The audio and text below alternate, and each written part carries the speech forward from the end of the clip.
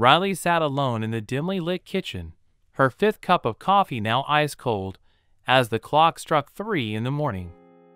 Nathan was absent, as usual. As she sat there in solitude, thoughts of his habitual disappearances on drinking binges flooded her mind, creating a perpetual cycle of worry. Women, Riley thought to herself, reflecting on the age-old plight of wives who fret over their husbands' late returns and suspicions of infidelity.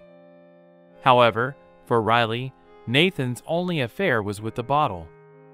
She acknowledged her distaste for Nathan's excessive drinking with a heavy sigh, yet felt utterly powerless to intervene.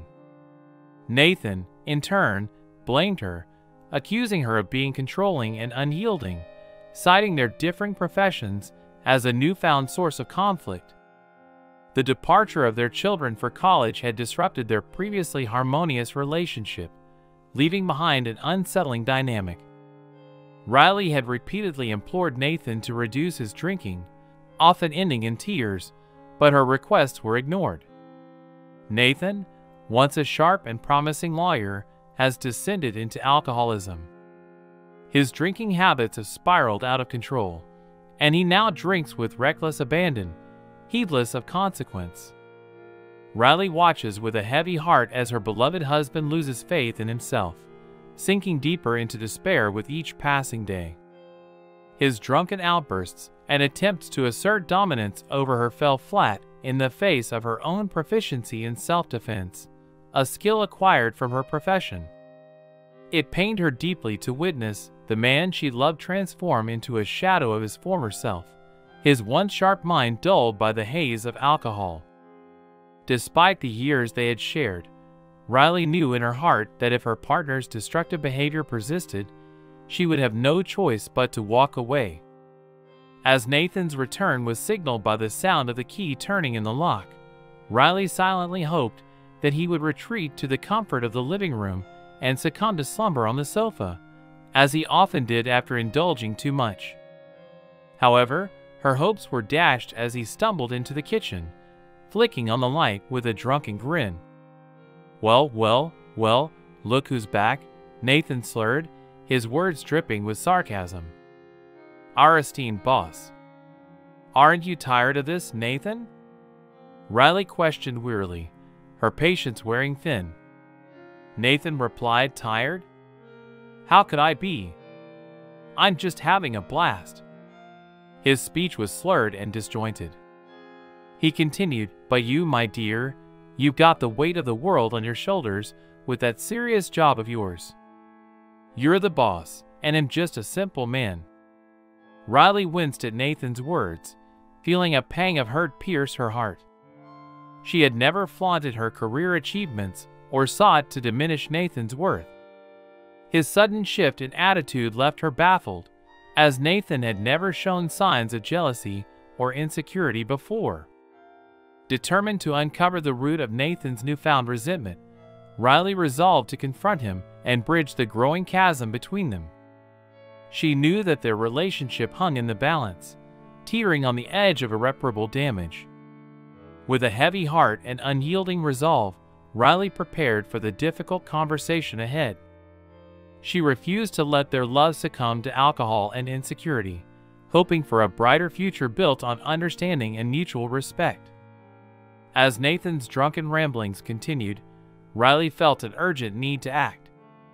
She knew they were at a crossroads, and that complacency was no longer an option. Nathan, clearly upset, struggled to control his emotions and made a mess while trying to turn off the faucet. Riley confronted Nathan about his behavior, telling him that it was taking a toll on their relationship. Nathan, clearly upset, struggled to control his emotions and made a mess while trying to turn off the faucet.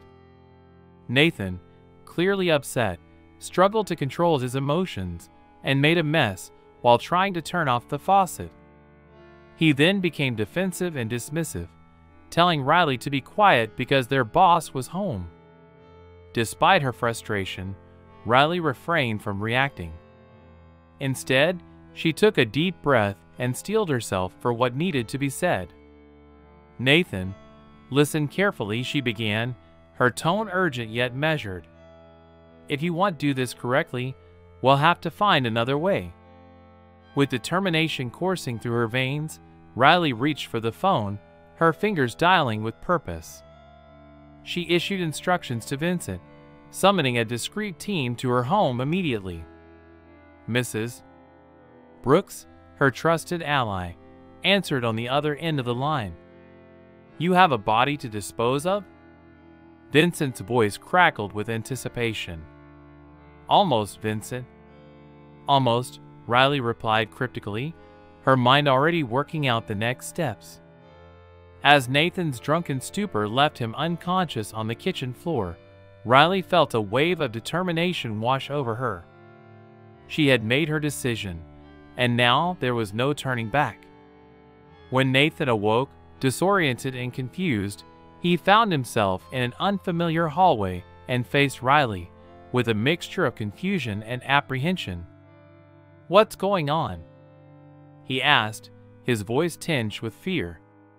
"Nothing much," Riley replied nonchalantly, her facade betraying none of the turmoil raging within. "Eve arranged for you to spend the night in a cell with some interesting company." Nathan's eyes widened in disbelief as Riley's words sank in. He struggled to comprehend the gravity of the situation, his mind reeling with the implications of his actions. "Riley, are you crazy?" he sputtered, his voice tinged with desperation.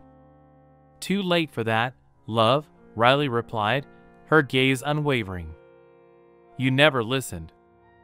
With a heavy heart and a determination as unyielding as steel, Riley turned away, leaving Nathan to face the consequences of his actions. As the door closed with a resounding clang, she heard gasps of disbelief from inside the cell. For 5 long years, Riley had run the women's prison with an iron hand wrapped in a velvet glove. Her leadership skills and decisive nature were renowned, earning her the respect and admiration of her staff and inmates alike.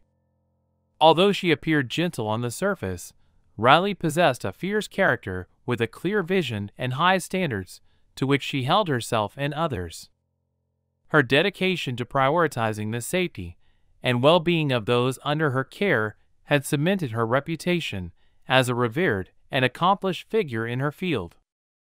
Meanwhile, Nathan's sobering experience in the cell with the women serving long sentences offered him a glimpse into a world he had never truly understood.